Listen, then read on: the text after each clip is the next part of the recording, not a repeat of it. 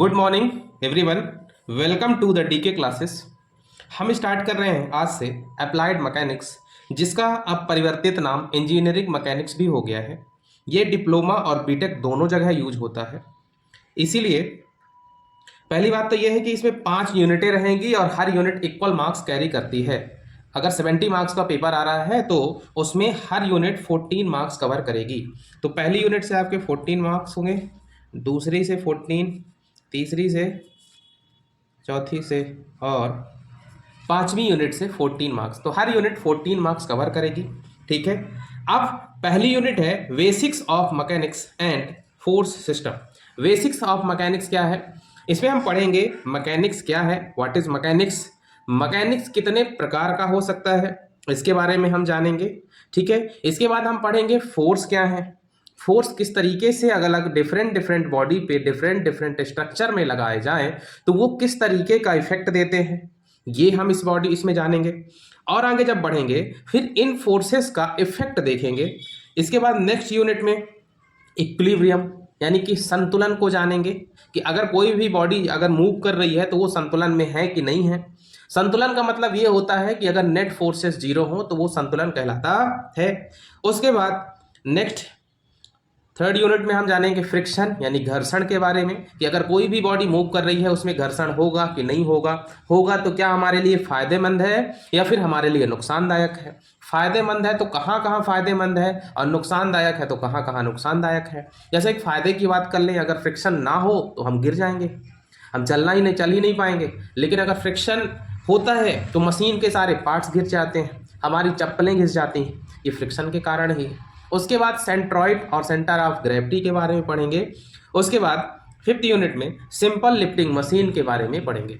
और lifting machine same उसी तरीके का कॉन्सेप्ट फॉलो होता है जिस तरीके से पुराने समय में हम किसका यूज करते थे, कुओं से पानी निकालने के लिए एक रस्सी और उसमें कुछ मांस लटका देते थे, उसी तरीके का सिस्टम पढ़ेंगे। अब हम सिलेबस डिस्कशन में ज़्यादा टाइम ना बर्बाद करते हुए सीधे स्टार्ट करते हैं chapter number first, unit first. Unit first में अगर देखेंगे तो मैकेनिक्स क्या है, तो विज्ञान की वह शाखा जिसका संबंध पिंडों पर क्रिया कर रहे बलों से होता है। मान के चलिए बच्चों कि ये कोई पिंड है, ठीक है, ये कोई पिंड है। अब इस पिंड पर अगर कोई बल कार्य कर रहा है, इस पिंड पर अगर कोई बल कार्य कर रहा है P, तो इसके कारण इस पे क्या क्या इफेक्ट आएगा वो हमको जानना। मान लो P की वैल्यू है 5 न्यूटन, तो उसके कारण क्या क्या इफेक्ट आएगा, ये क्या कहला रहा है, मैकेनिक्स कहलाएगा। क्या कहलाएगा, मैकेनिक्स कहलाएगा। अब ये जो मैकेनिक्स है बच्चों ये 2 प्रकार का होता है। मैकेनिक्स जो है वो 2 प्रकार का होता है, एक होता है स्टैटिक्स और एक डायनामिक्स। स्टैटिक का मतलब क्या है, जब कोई भी वस्तु स्टेशनरी कंडीशन में हो, रुकी हुई हो, तब जो भी फोर्सेस और उनका कैलकुलेशन करेंगे वो कहला जाएगा स्टैटिक्स। लेकिन एक दूसरी कंडीशन भी होती है, जब वस्तु रुकी हुई ना होके गतिमान अवस्था में होती है तब हम उसको कहेंगे डायनामिक्स। तब हम उसको क्या कहेंगे, डायनामिक्स। अब एक हो गया स्टैटिक कंडीशन, दूसरा क्या हो गया, डायनामिक कंडीशन। आगे बढ़ते हैं। अब स्टैटिक और डायनामिक के बाद जो डायनामिक है वो 2 प्रकार के होते हैं, एक काइनेमेटिक्स और दूसरा होता है काइनेटिक। काइनेमेटिक या शुद्ध गति विज्ञान में हम केवल और केवल रिजल्ट्स का अध्ययन करते हैं कि जैसे हमने इसमें फोर्स लगाया, इसके कारण इसकी वेलोसिटी क्या होगी, यानी कि वेग क्या होगा, इसका त्वरण क्या होगा, और नंबर थर्ड त्वरण के बाद, ठीक है, इसका विस्थापन क्या होगा। लेकिन इसके कारण जो विस्थापन का कारण है, वेलोसिटी का कारण है, इन सबको हम बिल्कुल भी कंसीडर नहीं करेंगे। लेकिन अगर हम इनको कंसीडर कर लेते हैं, यानी कि काइनामेटिक के साथ साथ हम फोर्स को भी ले आते हैं, क्योंकि देखो बिना फोर्स लगाए ना तो वेलोसिटी आएगी ना तो डिस्प्लेसमेंट होगा, कुछ भी चीजें नहीं होंगी, तब हम क्या कहेंगे, उसे काइनेटिक कहेंगे। यानी कि with considering the cause of motion that is force my dear student is called kinetics, and without considering the cause of motion that is force is called kinematics. ठीक है, काइनेमेटिक्स। आगे बढ़ते हैं। अब क्या है इसमें, ठीक है, यांत्रिकी में कुछ विशेष मात्रक प्रयुक्त होते हैं। ठीक है, तो तो उनके बारे में डिस्कस कर लेते हैं।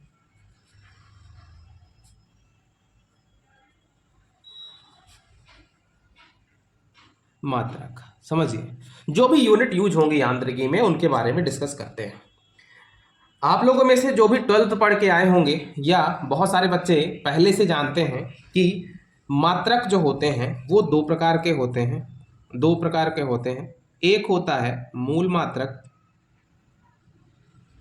और दूसरा होता है व्युत्पन्न मात्रक। व्युत्पन्न मात्रक, मूल मात्रक मतलब क्या? Fundamental units.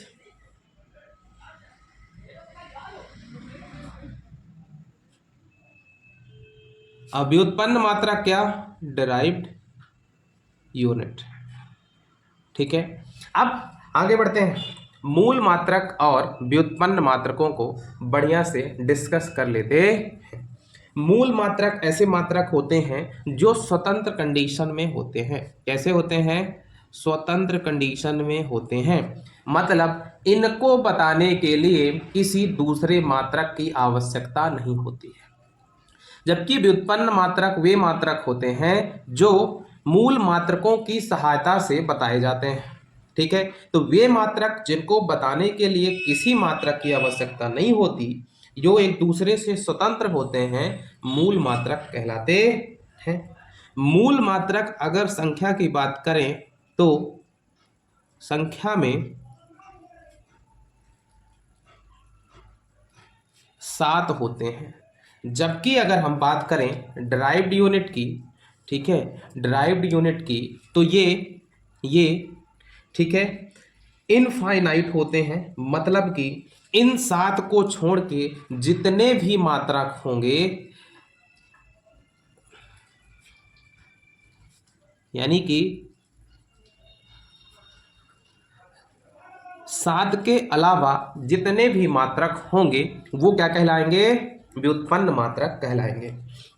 अब ये 7 कौन कौन से हैं उनके बारे में भी लिख देते हैं। लंबाई, द्रव्यमान, समय, ताप,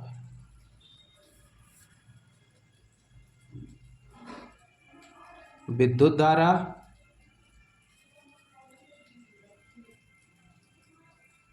ज्योति तीव्रता, ठीक है, और लास्ट बचता है पदार्थ की मात्रा।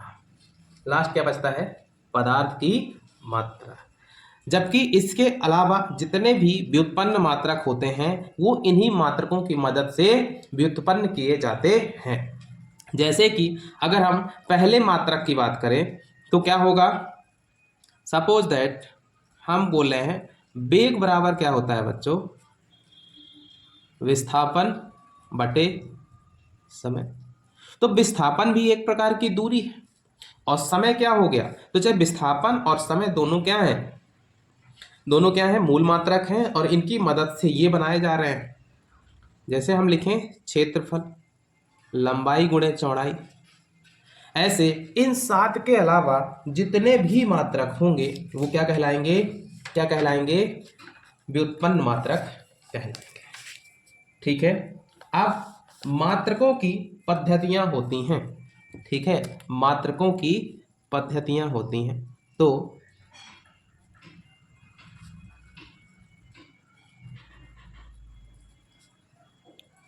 मात्रकों की पद्धतियों के बारे में बात करें तो वैसे तो अनगिनत पद्धतियां हैं, लेकिन जो इंटरनेशनली एक्सेप्ट करी जाती हैं हम केवल उन्हीं की बात करेंगे। नंबर 1, 2, 3 और 4।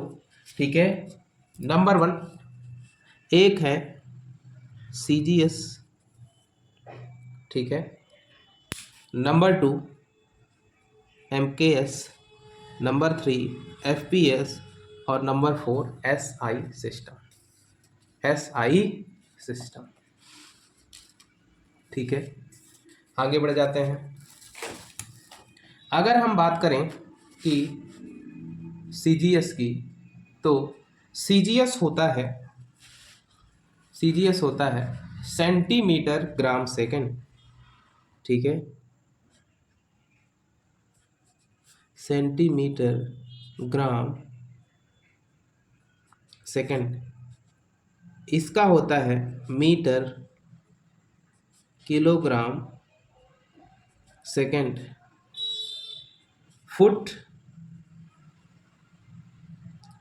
पाउंड सेकेंड, और इसका होता है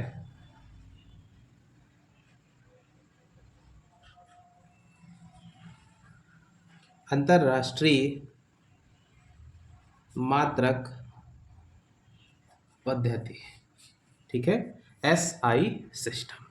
तो ये इतने प्रकार के होते हैं। आगे बढ़ते हैं, बाकी की क्लास हम कल करेंगे। धन्यवाद।